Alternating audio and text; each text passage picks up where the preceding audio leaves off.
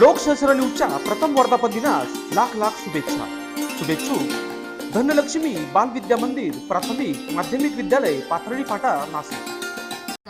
जय भारत। मानवधन सामाजिक शैक्षणिक विकास संस्था संचलित धनलक्ष्मी बाल विद्या मंदिर तसेच प्राथमिक माध्यमिक विद्यालयाच्या वतीने आज लोकशास्त्र न्यूज या चॅनलच्या वर्धापन दिनानिमित्त आमच्या संस्थेच्या वतीनं त्यांना खूप खूप शुभेच्छा।